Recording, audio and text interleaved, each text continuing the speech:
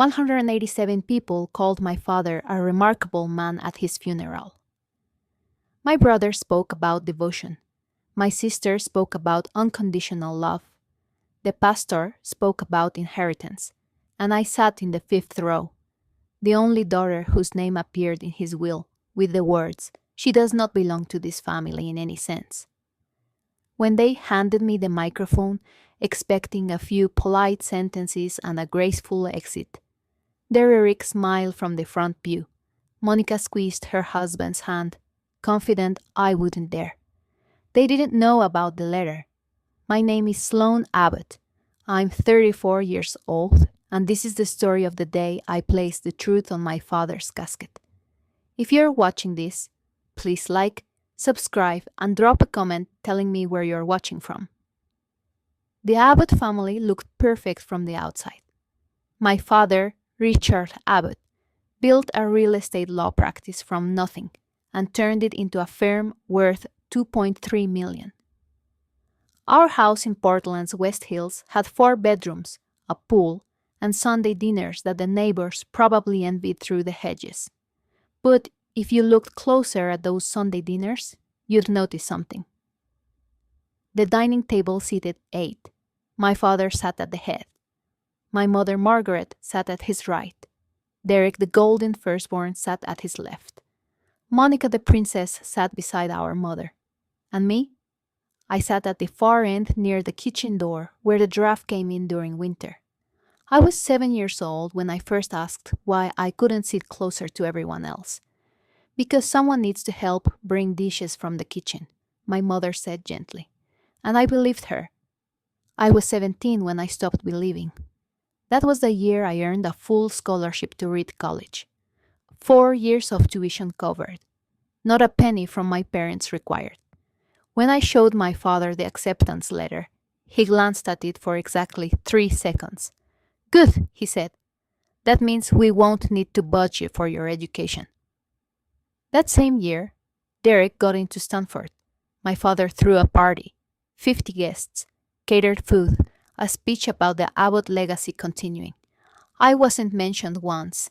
In every family photograph taken after 2005, you'll find 2 children standing beside Richard Abbott. Derek, tall and confident, and Monica, polished and poised. You'll have to look carefully to find me, usually at the edge of the frame, sometimes cut off entirely. I used to think it was accidental. It took me 28 years to understand it was a choice. The moment I truly understood my place in the Abbott family came in 2015. I was 24, fresh out of graduate school with a master's degree in clinical psychology.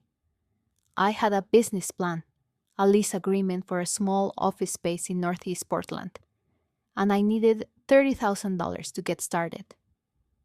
I asked my father for a loan, not a gift, a loan with interest, with a repayment schedule, with everything in writing. He didn't even pretend to consider it. "Gabriel, you should find stable employment instead of chasing something this impractical," he said, not looking up, from his newspaper. "Psychology is a hobby, not a career." That same year, Derek received $180,000 from our father. No interest, no repayment terms, no questions asked, to open his own law office as a satellite of Abbott and Associates. Monica got married that December. Her wedding gift from our parents, a $320,000 condominium in the Pearl District, title transferred directly into her name. I did the math once. Total financial support Derek received from our father, approximately $500,000 over 10 years. Total financial support Monica received, roughly $400,000, including the condo. Total financial support I received, 0. I took out a bank loan. I worked nights at the crisis hotline to make the payments. 7 years later, my practice, Roots and Resilience Therapy, serves 340 regular clients and generates $285,000 in annual revenue. My father never once asked how the practice was doing, but he could tell you down to the decimal how many contracts Derek closed each quarter. Some children are investments, others are afterthoughts. I learned which one I was. My mother died on March 15th, 2018.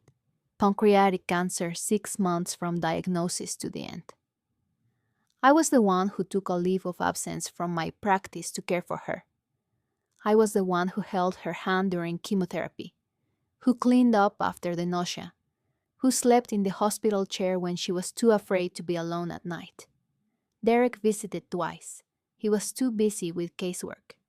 Monica came once, stayed for 40 minutes, and left because hospitals made her anxious. My father came every day, but only during visiting hours, never overnight, never when the real work needed to be done. He played the devoted husband in front of the nurses, then went home to sleep in his own bed while I listened to my mother's breathing grow weaker. At her funeral, my father gave the eulogy. Margaret loved her family more than anything, he said, his voice cracking with rehearsed grief. She was especially proud of Derek, who carries on the Abbott name with such distinction. He spoke for 11 minutes. He mentioned Derek 4 times, Monica twice. My name was not spoken once. After the service, I confronted him. Quietly in the hallway outside the reception hall, away from the guests. "Why didn't you mention me?" I asked. "I was with her every day. I was there when she healed." He cut me off. "You always make everything about you, Gabrielle. That's why your mother had to apologize for you constantly." Those were the last words my father spoke to me in person. 5 years of silence and one letter that would change everything. On November 7th, 2020, after 2 years of therapy and countless sleepless nights, I finally wrote the letter I'd been composing in my head since I was 17 years old. 4 pages, single-spaced, 7 specific incidents documented with dates, conversations, and financial figures. I didn't write it to hurt him. I wrote it because I needed him to know that I remembered, that someone was keeping track, that the truth existed somewhere outside his carefully constructed narrative. I addressed it to Richard Abbott, sealed it in a manila envelope, and took it to the post office myself. I sent it via USPS certified mail. Tracking number 7 Wilson, non-sports 1, 2345 6789. Because my therapist had taught me something valuable with this family. You document everything. The Postal Service confirmed delivery on November 12th, 2020. Signature required. Signature obtained. My father received that letter. He signed for it with his own hand, and he never responded. Not a phone call, not an email, not even a text message saying, "I got your letter." For 5 years, I waited for some acknowledgement, anger, denial, an attempt at reconciliation. Anything. I would have accepted even cruelty over silence. But Richard Abbott chose silence. He chose to pretend the letter didn't exist, that the truth I'd laid out in 4 careful pages simply never happened. I kept my copy of that letter in my desk drawer. I kept the certified mail receipt in a fireproof box. I didn't know then that I was saving ammunition for his funeral. The call came at 7:42 a.m. on March 8th, 2025. I was making coffee in my apartment, a 1-bedroom in Selwood, modest but mine. When my phone buzzed with Derek's name, we hadn't spoken in 3 years. The last time was at a cousin's wedding where he'd walked past me without a word. I almost didn't answer. "Gabby." His voice was flat, businesslike, the same tone he probably used with difficult clients. "Dad passed away last night. Heart attack. The funeral is Saturday." He delivered the news the way he might announce a schedule change. "I'll send you the details," he added. Then, after a pause that felt almost accusatory, "I assume you'll be there." He hung up before I could respond. I stood in my kitchen for a long time, coffee growing cold in my hand. I waited for grief to hit, the appropriate expected wave of sorrow that should accompany the death of a parent. It didn't come. What came instead was something complicated, a strange emptiness, like discovering that a wound you'd learned to live with had finally stopped bleeding. Not healed, just numb. The last time I'd seen my father was 5 years ago through the window of his Mercedes as he drove past my apartment building. He'd been in the neighborhood for a client meeting. He didn't stop, didn't wave, just drove past like the building and I didn't exist. I set my coffee down and walked to my desk. The bottom drawer, the fireproof box, the letter was still there, edges slightly yellowed with age. The certified mail receipt tucked behind it still bore the date, November 12th, 2020. My father was dead, and I had a decision to make. The will reading took place on March 10th, 2025, at the offices of Harrison and Cole LLP, my father's estate attorneys, for 30 years. Robert Harrison, silver-haired, impeccably dressed, uncomfortable, sat across the conference table from the three Abbott children. Derek had arrived first, naturally, already, reviewing documents. Monica sat beside her husband, Gregory, dabbing at her eyes with a tissue she had brought from home, prepared for the performance. I sat at the end of the table. Some habits don't change.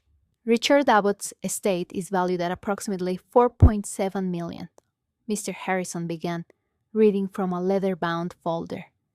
This includes the family residence valued at $1.22 million. His ownership stake in Abbott and Associates, valued at $2.3 million, and various cash accounts and investments totaling $1.2 million. I watched Derek's expression remain carefully neutral.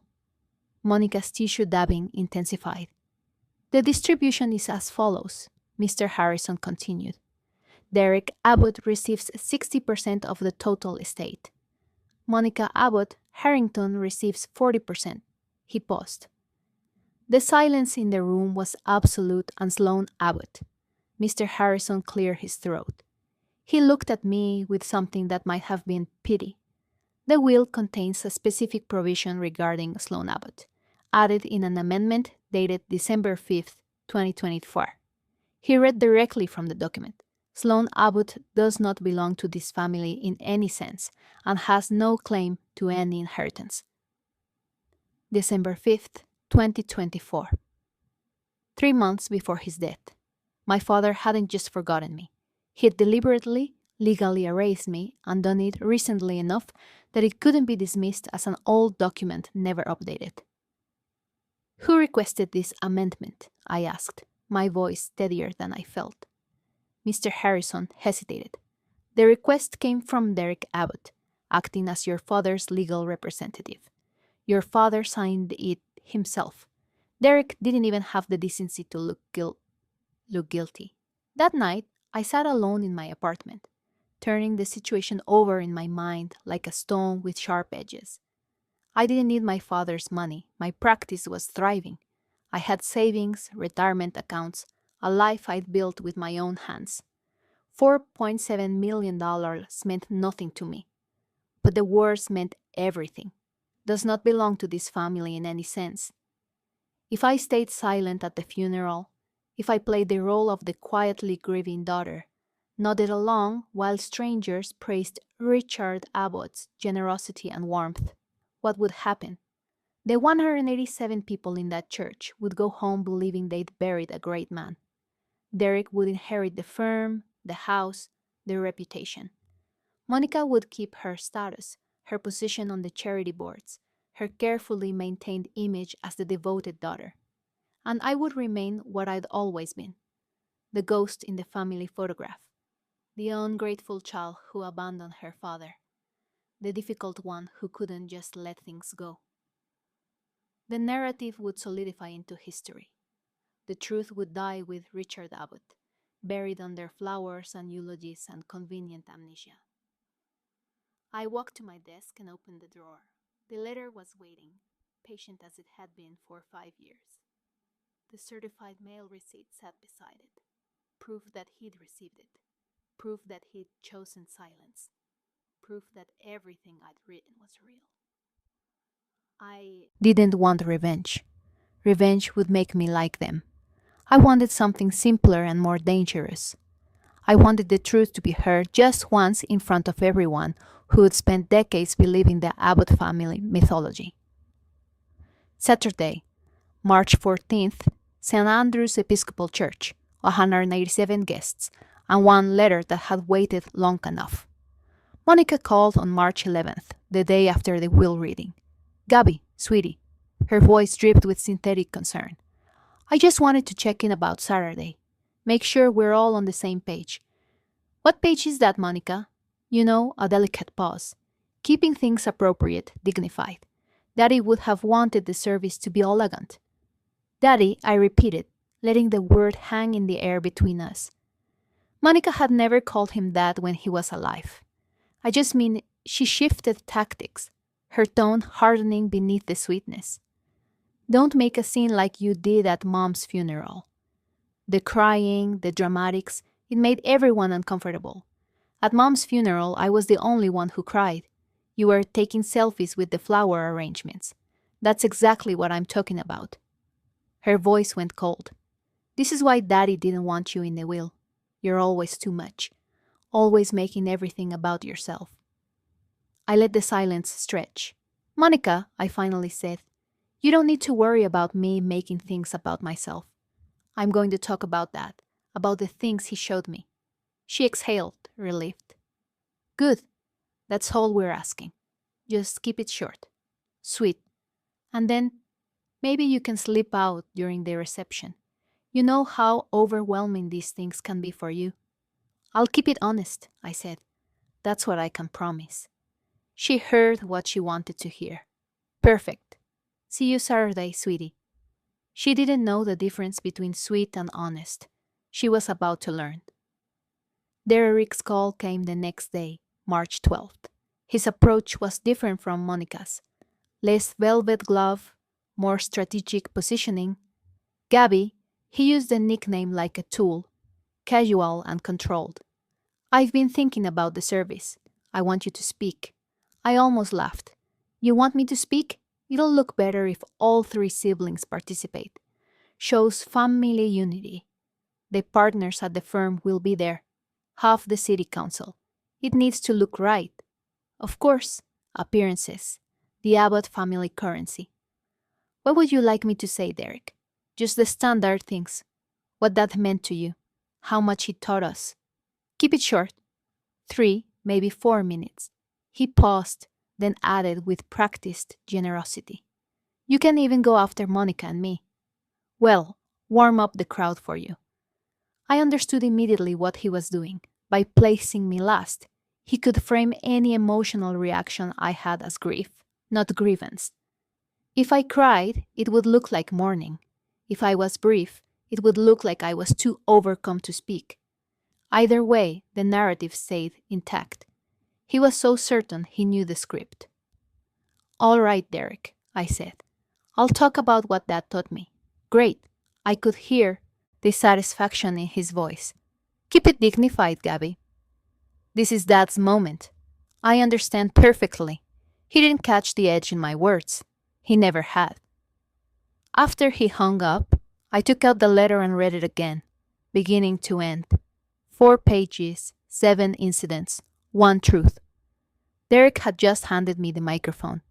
The call I wasn't expecting came that same afternoon. "Gabrielle," the voice was warm, familiar, tinged with age. "It's Eleanor Simmons." Eleanor had been my mother's best friend for 40 years. They'd met in college, raised children on parallel timelines, shared secrets that neither husband ever knew. After my mother's death, Alelana had sent me a card every year on my birthday. The only Abbott adjacent person who remembered. "I heard about your father," she said, "and I heard other things about the will. Portland was smaller than people thought. News traveled. Eleanor, Let me finish, sweetheart." Her voice was gentle but firm. "Your mother told me everything about how Richard treated you, about the money he gave your brother and sister, about the letter you wrote in 2020. I held my breath. Margaret loved you more than you know, Gabrielle. She just couldn't say it in front of him. She was too afraid of what he'd do, how he'd retaliate. She spent her whole marriage keeping peace at the cost of. Eleanor paused. Well, at a cost. Why are you telling me this now? Because your mother is gone, your father is gone, and there's no reason to protect the Abbott family myth anymore. She took a breath. I'll be at the funeral on Saturday, and if anyone questions what you say, if anyone tries to deny it, I will stand up in that church and confirm every word. My hands were trembling. For the first time in 5 years, I felt something I'd almost forgotten. I felt like I wasn't alone. Thank you, Eleanor. Your mother would be proud of you, Gabrielle. Whatever you decide to do, whatever I decided to do.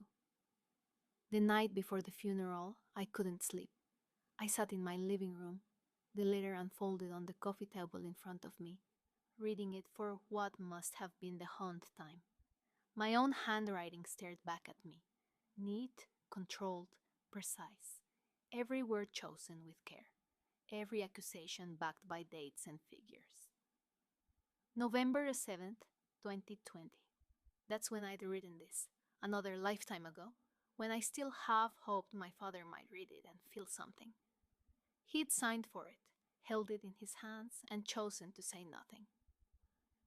Through the window, Portland's lights glittered in the March darkness. Somewhere across the city, Derek was probably rehearsing his eulogy. Monica was probably selecting her jewelry, understated, but expensive, grief-appropriate. And in 12 hours, 187 people would gather at St. Andrew's Episcopal Church to celebrate the life of Richard Abbott. I folded the letter carefully and slipped it into the inside pocket of my black blazer. The certified mail receipt went into my purse. Backup, proof, insurance. Tomorrow, the Abbott family would perform their final act, but this time there would be a different ending. I didn't sleep that night. I didn't need to. I'd been preparing for this moment for 28 years. March 14th, 2025. I woke to pale gray light filtering through my bedroom curtains. The funeral was scheduled for 10 a.m. I had 3 hours. I showered slowly, methodically, the way I advised my trauma clients to approach difficult days, one step at a time, present in each moment, conserving energy for what mattered. My outfit was already laid out. A simple black dress, knee-length, no embellishments, flat shoes I could walk steadily in. No jewelry except my mother's thin gold chain, the one Monica had wanted, but I'd claimed first.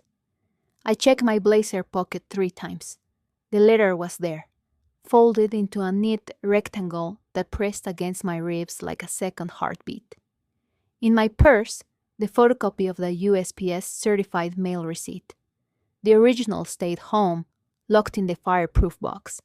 I'd learned from my family to always keep backup documentation. At 9:15, I got in my car and began the 25-minute drive to St. Andrew's Episcopal Church. The parking lot was already filling when I arrived. Mercedes, BMWs, a few Teslas, the vehicles of Portland's professional class. People who'd built careers alongside Richard Abbott, who'd admired his certainty and envied his success. I sat in my car for a full minute, watching them stream toward the church entrance, well-dressed, solemn-faced, performing the rituals of respectable grief. None of them knew what they were about to witness. I touched the letter through my blazer one more time. 4 pages, 7 incidents, 28 years of truth. Then I stepped out of the car and walked toward the church. This was not just a funeral. This was an ending and a beginning. St. Andrew's Episcopal Church was everything Richard Abbott would have wanted. Gothic arches, stained glass windows, filtering colored light across polished wooden pews. An air of all-money permanence, the kind of place where important people gather to be seen grieving appropriately. I counted heads as I entered. 187 people, maybe more.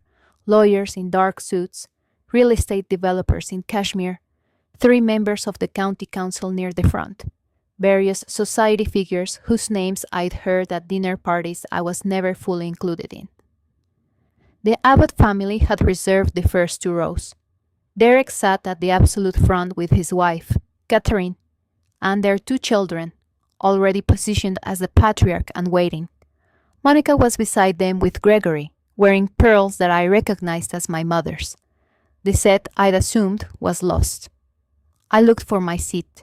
It was in the 5th row behind Richard Abbott's former law partners, behind his golf buddies, behind people who probably couldn't tell you my first name. Derek caught my eye as I walked down the aisle. He smiled, the controlled, confident smile of a man who believed he'd scripted every moment of this day. Monica glanced at me, then away, as if my presence were slightly distasteful, but ultimately manageable. I sat down in my assigned place. The pew was hard and cold. Pastor William Crawford stood at the front, hands folded, waiting for the clock to strike 10. Behind him, the casket gleamed under soft light, closed, polished mahogany draped with white lace.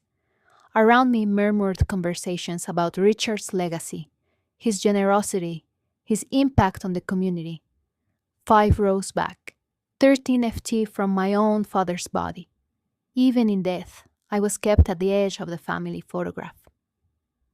At 9:55, the church doors opened one more time.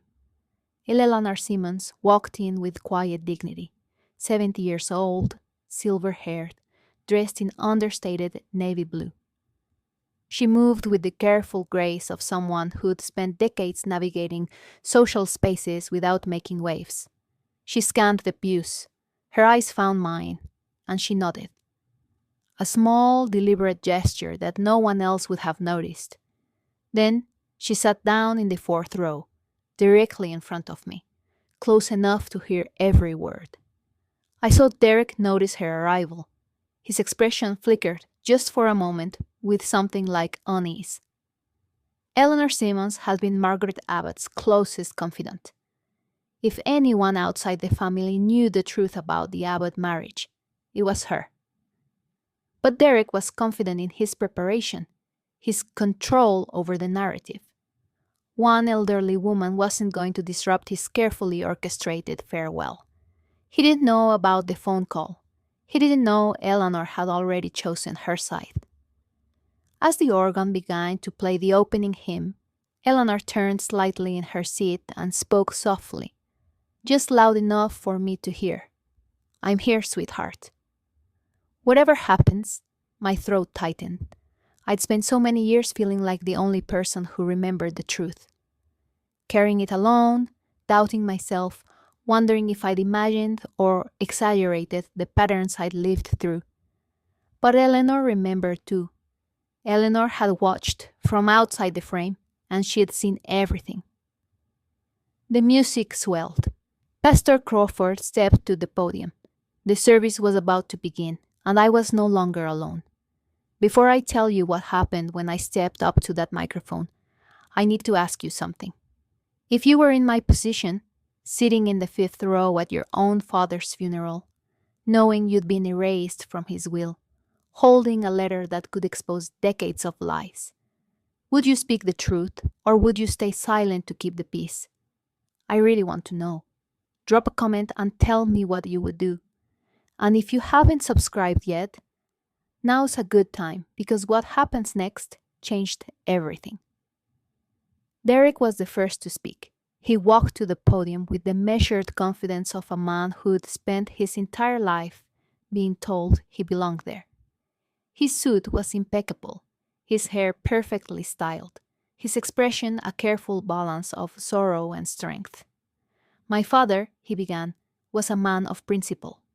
I watched the congregation nod along, lawyers, business people, community leaders, all reflecting back at Derek the image he was projecting. He taught me about loyalty, about responsibility, about what it means to put family first, even when it's difficult. Family first. I almost laughed out loud. Richard Abbott wasn't just my father. He was my mentor, my business partner, and my best friend. He showed me that success isn't just about winning. It's about building something that lasts, something that your children and their children can be proud of. Derek paused, allowing a moment of tasteful emotion to pass across his face. He loved our mother with his whole heart. He loved all of us, his children, unconditionally, all of us. The words were technically inclusive, but in 11 minutes of speaking, Derek would mention his own name and accomplishments 6 times. He would reference Monica twice. He would not say Gabriel once. Dad, wherever you are, I want you to know I'll carry on your legacy. I'll protect what you built, and I'll make you proud. The congregation applauded softly as Derek returned to his seat. I sat in the 5th row, letter pressed against my heart, and counted the omissions. Derek had spoken about family, legacy, unconditional love. He'd given a eulogy for a father who didn't exist. Now it was Monica's turn to continue the myth. Monica approached the podium with a tissue already in hand, prepared for the performance. "I'm sorry," she said, dabbing at her eyes before she'd even begun. "This is just so hard." The congregation made sympathetic sounds. Gregory nodded supportively from the front row. "Daddy taught me that family is everything." Her voice trembled with practiced vulnerability. "He taught me that blood is thicker than water, that the bonds we share can never truly be broken." Blood is thicker than water. I thought about the will, about the words does not belong to this family in any sense, about the legal document that said, my blood meant nothing. When I was growing up, Daddy was always there for me. He supported my dreams, celebrated my successes, picked me up when I fell. Monica smiled through her tears. The condo he gave me for my wedding wasn't just a gift. It was a symbol of his love, his way of saying he believed in my future. $320,000. That's what believing in her future cost. I got a bank loan and worked crisis hotline night shifts. I know Daddy wasn't perfect, Monica continued, and for a moment I thought she might actually say something real. But his heart was always in the right place. He loved his family with everything he had. She looked down at me in the 5th row and she smiled. The sweet, condescending smile she'd perfected over 38 years of being the favorite daughter. Daddy has passed on, but his love lives forever in all of us. She returned to her seat to soft applause, and Pastor Crawford turned toward me. "And now," Pastor Crawford said, his voice warm and pastoral, "we'll hear from Richard's youngest daughter, Gabrielle." 187.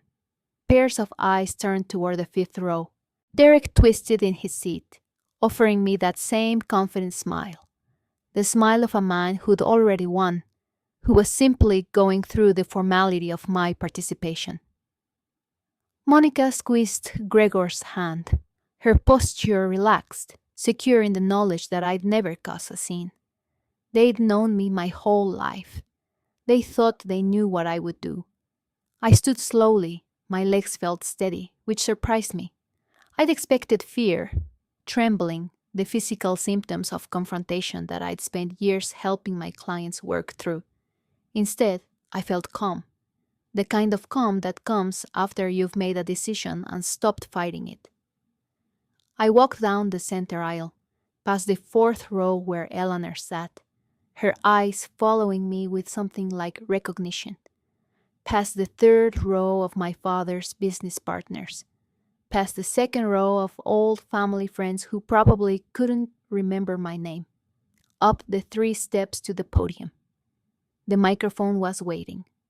I placed my hands on the wooden lectern, the same lectern where my brother had talked about loyalty, where my sister had talked about unconditional love, where Pastor Crawford had opened the service by calling Richard Abbott a pillar of this community. I looked out at the congregation, at Derek, whose smile was beginning to falter, at Monica, whose tissue was frozen mid-dab. I took one breath and I began. My father taught me many things. I let the words settle into the silence. The congregation relaxed slightly, a standard opening, Nothing alarming. Derek's smile stabilized. I paused for exactly 5 seconds, long enough to become uncomfortable.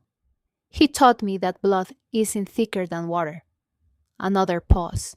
It's just easier to clean up. The first murmur rippled through the pews. Derek's smile vanished. He taught me that family is the one thing you can't choose. I kept my voice steady, measured, professional. The same tone I used with clients who needed to hear difficult truths. But you can leave. Monica stood up abruptly, her face flushed. Gregory grabbed her wrist and pulled her back down. She sat, but her eyes were wild. War. He taught me that love is conditional. I looked directly at my siblings and I learned that lesson very, very well. The murmuring grew louder.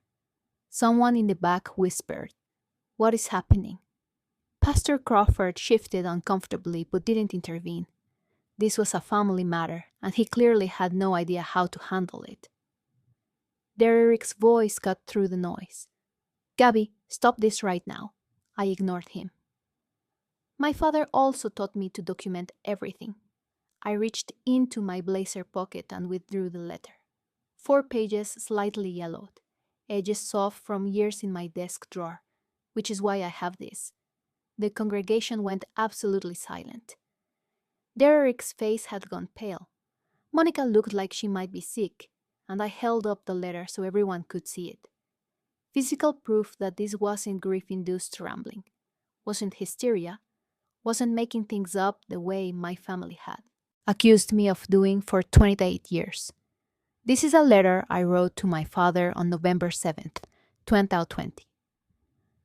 I unfolded the letter slowly, deliberately, giving the congregation time to understand what was happening. This was not a breakdown. This was not an outburst. This was documentation. I sent this letter via certified mail. USPS tracking number 701991640, Guerrero 101 2305 6789. I reached into my purse and withdrew the photocopy of the receipt. Holding it up alongside the letter, the Postal Service confirms my father received it on November 12th, 2020. He signed for it himself. From the 4th row, I heard Eleanor's voice. Quiet, but clear enough for those nearby. "That's accurate. I knew about the letter." Derek shot to his feet. "This is completely inappropriate. Gabby, you need to stop. You've had 41 years to speak, Derek." My voice didn't waver. "I have 5 minutes." He stood frozen, caught between wanting to physically remove me and knowing how that would look in front of county council members, law partners, and society figures. The optics of dragging his grieving sister away from their father's funeral would be worse than letting me finish. He sat back down. His jaw was clenched so tight I could see the muscle working. Pastor Crawford stepped forward. "Perhaps we should—" "I'll be brief." I turned back to the congregation. My father received this letter 5 years ago. He never responded. Not a phone call, not an email, not a single word of acknowledgement. He read what I'd written and chose silence. I looked down at the familiar handwriting. My own words, my own pain, preserved on paper for half a decade. I think it's time someone else heard what he refused to hear. And I began to read. "Dear Father," I read aloud, my voice carrying through the vaulted space. "I am writing to document the patterns I have observed in our family for 28 years. I am not writing to hurt you. I am writing because I need you to know that someone was paying attention." The congregation was utterly silent. No coughing, no rustling, no whispered conversations. 187 people holding their breath. "In 2015, I asked you for a $30,000 loan. Not a gift, a loan with interest to start my therapy practice. You refused. You called it impractical and a hobby. I looked up from the page. That same year, you gave Derek $180,000 to open his law office. No interest, no repayment terms, no questions asked." Derek's face was crimson. His wife, Catherine, was staring at him with an expression I couldn't quite read. "Also, in 2015, You gave Monica a condominium worth $320,000 as a wedding gift. The title was transferred directly into her name. Monica let out a small sound, something between a sob and a gasp. I did the math, Father. I kept reading. Total financial support you provided to Derek over 10 years, approximately $500,000. Total support to Monica, roughly $400,000. Total support to me, zero. I heard someone in the congregation say, "Oh my God," I continued. "I took out a bank loan. I worked nights at a crisis hotline to make my payments. My practice now serves 340 regular clients and generates $285,000 in annual revenue. You never once asked how it was going." I paused, letting the numbers sink in. Specific, verifiable, undeniable. You never asked about my work, but you knew exactly how many contracts Derek closed each quarter. I turned the page, my hands steady. In 2008, when I was 17 years old, I told you that I felt alone in this family. Do you remember what you said? I looked up at the silent congregation. You said, "You always make everything about yourself. Don't blame other people because you don't know how to fit in." A woman in the third row, Linda Torres, one of my father's former paralegals, covered her mouth with her hand. In 2010, I graduated from Reed College with honors. You didn't attend. You said you had a meeting you couldn't reschedule. I found Derek's eyes. That same spring, Derek graduated from Stanford. You flew to California, stayed 3 nights in a hotel, and gave a speech at his graduation dinner about the Abbott legacy continuing. Derek looked away. He couldn't meet my gaze. In 2018, when Mom was dying of cancer, I took a leave of absence from my practice to care for her. For 6 months, I was there every day, chemotherapy appointments, hospital stays, the nights when she was too afraid to be alone. My voice caught slightly, but I steadied it. Derek visited twice. He was too busy. Monica came once and left after 40 minutes because hospitals made her anxious. You came during visiting hours and went home to sleep in your own bed, while I held Mom's hand at 3 a.m. Monica was openly crying now, but I knew it wasn't for the truth. It was for her image crumbling in real time. At Mom's funeral, you gave an 11-minute eulogy. You mentioned Derek 4 times. You mentioned Monica twice. I paused. You never said my name. I heard a sharp intake of breath from Eleanor's direction. I was the one holding her when she died, but in your version, she died in Derek's legacy. I turned to the final page, my father's last lesson. After Mom's funeral, I asked you why you didn't mention me in your eulogy. You looked at me and said, "I read directly from the letter, because no one wanted to hear about you." The gasp that went through the congregation was audible. I saw Pastor Crawford's face go pale. Those were the last words you spoke to me in person 5 years ago. You never called on my birthday, never called on Christmas, never called when I opened my practice, when I reached 100 clients, when I won the Oregon Psychological Association's Community Service Award in 2023. I folded the last page and looked directly at Derek. And 3 months before you died, you amended your will. December 5th, 2024. I kept my voice steady, factual. The amendment states, and I quote from the document I received at the will reading, "Sloane Abbott does not belong to this family in any sense and has no claim to any inheritance." A murmur surged through the pews. I heard someone say, "That can't be right." The amendment was requested by Derek Abbott, acting as your legal representative. Mr. Robert Harrison of Harrison & Cole can confirm this. Derek's face had gone from red to white. His carefully constructed composure was cracking. Catherine, his wife, was staring at him with something that looked very much like horror. "You didn't just forget to include me in your will, Father." I held up the letter one final time. "You deliberately erased me, and Derek made sure it happened." I looked at my brother. "You didn't just inherit his money, you inherited his cruelty." The silence in the church was absolute, not even breathing. I folded the letter carefully, the same 4 pages that had waited in my desk drawer for 5 years, and stepped down from the podium. My footsteps echoed as I walked toward the casket. The mahogany gleamed under the soft light. The white leaves smelled sickly sweet. 187 people watched as I placed the letter on the polished lid directly over where my father's folded hands would be. "You never read this when you were alive," I said quietly. "You can take it with you now." I turned to face Derek.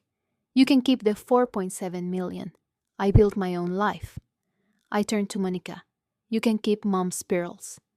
I kept the years I spent holding her hand.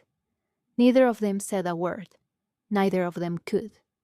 I walked back up the center aisle, past the rows of stunned guests, past the county council members, past the business partners who'd spent decades admiring Richard Abbott's success. Eleanor caught my hand as I passed her pew and squeezed once firmly. I didn't look back. The heavy oak doors of St. Andrew's Episcopal Church swung open, and I stepped out into the March sunlight. Behind me, I could hear the first chaotic sounds of voices rising. Questions, accusations, explanations demanded. But that wasn't my concern anymore. I was done carrying their secrets. I was finally free. I heard the chaos erupt before the church doors fully closed behind me. Derek's voice, sharp and desperate. "She's lying. She's always been unstable. Ask anyone." But I'd spent 34 years watching my brother command rooms. I knew his voice when he was confident, and I knew it when he was scrambling. This was scrambling. Through the heavy doors, I could hear fragments of the aftermath. A woman, Linda Torres, I thought, saying loudly, "I worked with Richard for 15 years. I never even knew he had a third daughter, someone else. Did you hear those numbers? 500,000 to the son. Nothing to her." Gregor's voice trying to calm Monica. "Honey, breathe. We'll handle this." And Monica, wailing, "She's ruined everything. She's ruined everything." I stood on the church steps, breathing the cool March air, and felt something I hadn't expected. Not triumph, not vindication, but a profound and quiet relief. The truth was no longer trapped inside me. It existed now in the open, spoken aloud in front of witnesses, documented and undeniable. Inside, the murmuring grew louder. I heard Pastor Crawford attempting to restore order. "Please, everyone, let's try to maintain some dignity." It wasn't working.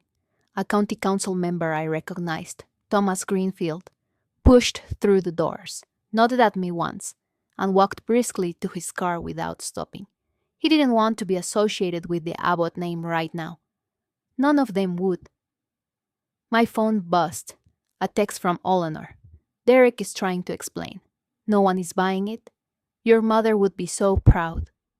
I looked up at the gray Portland sky. For the first time in 28 years, I wasn't the crazy one. I wasn't the difficult one. I was just the one who finally told the truth. Inside the church, Derek was trying to recover the narrative. I learned this later from Eleanor's detailed account over dinner that week. But even standing outside, I could hear the shape of it through the thick oak doors. "My sister has always struggled with mental health issues," Derek was saying, his voice loud enough to project through the sanctuary. "She takes things out of context. She exaggerates. Our father loved her. He just had to maintain boundaries because she was so..." I knew Margaret Abbott for 40 years. Eleanor's voice cut through Derek's performance like a blade. I stopped at the bottom of the church steps, heart pounding, and listened. I was her closest friend outside this family. And I am telling you, every word that young woman just read is the truth. Silence. Then Derek, "Mrs. Simmons, you don't have any standing to..." "I have standing because I listened." Eleanor's voice was steady, the voice of a woman who had spent decades watching from the sidelines and was finally choosing to speak. "Margaret told me everything. The favoritism, the financial disparity, the way Richard erased Gabrielle from family events, from photographs, from his own consideration. I heard murmuring surge through the congregation. Margaret cried in my kitchen, more times than I can count. Eleanor continued. She loved her youngest daughter more than anything, but she was too afraid of Richard to defend her. I watched that marriage destroy her slowly for 30 years, and I will not stand here and let her daughter be called a liar. More murmuring, the sound of several people standing up, walking out. And Derek's voice, for the first time in my memory, sounded small. This isn't the time or place. Then, when is Eleanor asked? No one answered. I walked to my car slowly, letting the reality of what I'd done settle into my body. Behind me, through the heavy church doors, I could still hear the muffled sounds of discord, raised voices, movement, the complete disintegration of what was supposed to be Richard Abbott's dignified farewell. I'd imagined this moment so many times over the past 5 years. In my imagination, there was always a clear ending, vindication or catastrophe, victory or regret. But the truth was more complicated than that. I didn't feel triumphant. I didn't feel guilty. I felt lighter, like I'd been carrying a stone inside my chest for 28 years, and I'd finally set it down. My car was parked at the far end of the lot, away from the Mercedes and BMWs. I'd chosen the spot deliberately, knowing I might need a quick exit. Old habits. I sat behind the wheel for 2 full minutes without turning the engine on. Through the windshield, I watched more people stream out of the church. Some hurried to their cars without looking back. Others clustered in small groups on the steps, talking in urgent whispers. The Abbott family mythology was unraveling in real time, and no one wanted to be holding the thread. My phone buzzed. Eleanor, I'm proud of you. Your mother is too. Then, 30 seconds later, another message from a number I didn't recognize. This is James Abbott, your uncle. I sat in the back and saw everything. You were right to speak. Your father was my brother, and I loved him. But you were right. Uncle James, my father's younger brother, who'd always seemed uncomfortable at family gatherings, but never said anything. Maybe I hadn't been as alone as I'd thought. I started the car and drove home. I know many of you are wondering what happened next. Did Derek and Monica face real consequences? Did anyone believe their side of the story? The answer is yes to all of it. But before I continue, I want to ask if this story resonates with you. If you've ever felt invisible in your own family, please share this video with someone who needs to hear it. Sometimes, knowing you're not alone is the first step toward finding your voice. And trust me, what happened in the weeks after that funeral proved that the truth, once spoken, can't be unspoken. Portland is smaller than people think. Within 48 hours, the story of the Abbott funerals had spread through every professional and social network in the city. I know this because I received 23 text messages from people I hadn't spoken to in years. A former classmate from Reed. I just heard what happened. I'm so sorry you went through that. Also, I had no idea you had siblings. A colleague from the crisis hotline I'd worked at 7 years ago. Someone at my husband's firm was at that funeral. They're all talking about it. You're incredibly brave. A woman I didn't recognize at all. Hi. You don't know me, but my mother was at St. Andrew's on Saturday. She came home and said she'd never seen anything like it. She also said, you were completely calm and composed, and that made it more powerful. The messages kept coming. Most were supportive. A few were from strangers who'd experienced similar family dynamics, reaching out to say they understood. But the messages I found most interesting were the ones that weren't sent to me. Eleanor reported that Derek canceled 2 client meetings in the week following the funeral. The client cited scheduling conflicts, but everyone knew the truth. No one wanted to be associated with the man who'd allegedly manipulated his dying father into disinheriting his sister. Monica's name disappeared from the planning committee for the Portland Women's Foundation Spring Gala. No formal announcement, just a quiet removal from the website and the invitation list. The Abbotts had spent decades building their reputation on an image of family loyalty and success. It took one letter and 5 minutes to crack the foundation. 5 days after the funeral, the Portland Tribune ran a story in their community news section. Questions surround Abbott estate after emotional funeral scene. It was carefully worded. No accusations, no clear villains, but it quoted sources who attended the service describing an unexpected speech by a family member that has raised questions about the distribution of Richard Abbott's estate. The article mentioned the $4.7 million estate. It mentioned that one family member was reportedly excluded from the will entirely. It mentioned long-standing family tensions that became public in dramatic fashion. Derek called me the morning the article appeared. It was the first time we'd spoken since the funeral. "You're destroying our father's legacy," he said, his voice tight with barely controlled rage. "You're destroying our family." I didn't talk to the reporters, Derek. I didn't need to. I kept my voice even. 187 people were in that church.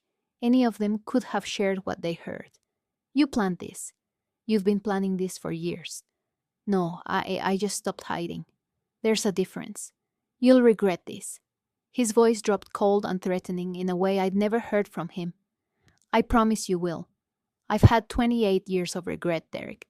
The only thing I regret now is not speaking sooner." Silence on the line. "We could have settled this quietly," he finally said, "like a family." I almost laughed. "Derek, you wrote me out of the family 3 months before Dad died. You don't get to use that word anymore." I hung up. The article was saved to my fireproof box. More documentation. Old habits. 2 weeks after the funeral, the consequences found Derek. I learned about it through Eleanor, who had connections I didn't know existed. The Portland business community was smaller and more gossipy than its professional veneer suggested. First, the Chamber of Commerce. Derek had sat on their board for 6 years, inheriting the position from our father. An email went out to board members. "In light of recent events and ongoing discussions, Mr. Abbott's seat will be reviewed at the April meeting." Translation: no one wanted to be photographed next to him at the annual gala. Second, a contract that should have been a formality. Westbrook Development, a firm that had worked with Abbott and Associates for 12 years, chose not to renew their annual retainer. The contract was worth approximately $150,000 per year. The official reason was a strategic restructuring. The real reason was that Michael Westbrook's wife had been in the 5th pew at St. Andrews and came home asking her husband why he was paying a man who would do that to his own sister. Derek was in ruin. He still had the firm, the house, the inheritance. He still had his position, his education, his network. But the halo was gone. For the first time in his life, people looked at Derek Abbott and saw something other than the golden son, the legitimate heir, the worthy successor. They saw a man who had been accused of something ugly and who had no good defense. Success in Portland depended on reputation, and reputations once cracked, never fully healed. My brother had learned our father's lessons well. Now he was learning the price of them. Monica called me 3 weeks after the funeral, sobbing. I got an email from the foundation. Her voice was raw, shredded with tears. They said they're going in a different direction for the gala chair position. They said they want to avoid unnecessary distractions. I listened. I didn't interrupt. "Do you understand what you've done?" She was working herself into hysteria now. "This was my identity, Gabby. This was everything I've built. and you destroyed it because you couldn't just let things go. Monica, I kept my voice steady, the same voice I used with clients in crisis. I didn't destroy anything, I told the truth. What other people do with that truth isn't something I control. The truth? She spat the word like it was poison. Your version of the truth. Your twisted, bitter version. You watched me get treated like I didn't exist for 28 years. I cut her off, but my voice remained calm. You watched Dad give you and Derek everything while I got nothing. You sat in that wheel reading and heard them say, I don't belong to this family. Did you object? Did you say, wait, that's my sister? Silence. Mom would be ashamed of you, she finally said, her voice breaking. Mom told Eleanor everything, Monica. Eleanor confirmed it in front of 187 people. So, you don't get to use Mom against me. The line went quiet. Then, Monica hung up. She didn't call again. Her name reappeared on charity boards eventually. Smaller ones, local ones. Nothing with the prestige she'd once commanded. The Portland Women's Foundation moved on without her. Consequences have a way of finding their proper homes. 1 month after the funeral, my life looked surprisingly similar and completely different. I still woke up at 6:30 a.m., still made coffee in my Selwood apartment, still drove to Roots and Resilience Therapy to meet with clients who trusted me to help them navigate their own family traumas, but something fundamental had shifted. My practice actually grew in the weeks following the funeral. 12 new clients scheduled intake appointments in March alone. Some referred by colleagues, others who had heard about me through channels I didn't entirely understand. One woman told me during our first session, I heard you stood up in front of 200 people and told the truth about your family. I figured if you could do that, you could handle my story. Eleanor became a regular part of my life. We had dinner every Tuesday at a small Italian restaurant in Malton Village. She told me stories about my mother that I'd never heard. Stories of the woman Margaret Abbott was before she became Richard Abbott's wife.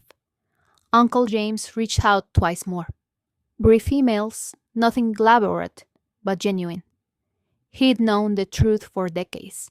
He said he just hadn't known what to do about it. He hoped it wasn't too late to be a family. Derek and Monica maintained their silence. I didn't reach out, and they didn't either. The boundary had been drawn, not with anger, but with clarity. The strangest part was realizing I didn't miss them. I'd spent years wondering what reconciliation might look like, what it would take to earn their acceptance. Turns out, the acceptance I needed wasn't theirs. On the wall of my office, I hung 3 new photographs. One with Eleanor, one with my first client from 7 years ago with permission, and one of myself at the practice's opening day. No Abbott family photos, my wall, my choice. People ask me if I regret what I did at the funeral. The honest answer is I regret that it was necessary. I regret that I spent 28 years minimizing, excusing, hoping things would change without anyone having to say the hard things out loud. I regret the decades I spent believing that keeping peace was more important than telling the truth. But do I regret standing at that podium and reading my letter in front of 187 witnesses? Do I regret placing those 4 pages on my father's casket and walking out into the sunlight? No, not for 1 second.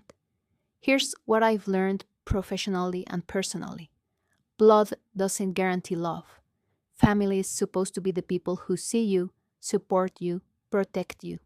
When it becomes the source of your deepest wounds, you have every right to set boundaries. That's not betrayal. That's survival. Silence isn't peace. For years, I told myself that staying quiet was keeping the peace. But there was no peace, just a slow erosion of my sense of self, my confidence, my ability to trust my own perceptions. Real peace came when I stopped pretending. The truth doesn't require revenge. I didn't stand up at that funeral to destroy my siblings. I stood up because I needed to exist in my own story, to be seen and heard for who I really was. The consequences that followed weren't punishment I inflicted. They were the natural result of lies being exposed. Boundaries aren't walls. I don't hate Derek and Monica. I simply recognize that a relationship with them as they currently are isn't safe for me. That might change someday, it might not. Either way, I'm no longer responsible for making it work at the cost of my own well-being. Some lessons take a lifetime to learn. I learned mine at a funeral. It's been 3 months now since I placed that letter on my father's casket. Some days I still think about what it might have been like to grow up in a different family, one where I was seen, valued, wanted. But I've stopped mourning that fantasy. It was never real. What's real is the life I've built, the people who genuinely care about me, and the future I get to design on my own terms. Eleanor and I are planning a trip to the coast next month. She wants to scatter some of her own memories at the beach, where she and my mother used to vacation in their 20s. Before husbands and children and the compromises that came with them. My practice is thriving. 352 clients now, up from 340 before the funeral. Turns out, people trust a therapist who practices what she preaches about speaking difficult truths. Uncle James sent me a birthday card last week, the first one I've received from an Abbott in 6 years. Inside he wrote, "For what it's worth, I always knew you were the brave one." I don't know what the future holds with Derek and Monica. Maybe someday they'll do the work required to become people I can have a relationship with. Maybe they won't. I've stopped making their choices my responsibility. What I know is this. I spent 3 decades trying to earn a place in a family that didn't want me. And then in 5 minutes at a funeral, I finally let myself belong to myself instead. My father taught me that blood isn't thicker than water. He was right. But he never taught me that I could choose which waters to swim in. I learned that on my own. Thank you for staying with me until the end of this story. If you've ever felt invisible in your own family, if you've ever wondered whether your memories were real, or if you were just being dramatic, I want you to know something. Your experiences matter. Your truth deserves to be spoken. And setting boundaries with people who hurt you, even family, isn't selfish. It's survival. If this story meant something to you, please like, subscribe, and comment your city so I can see how far these stories travel. You're not alone, and you never were.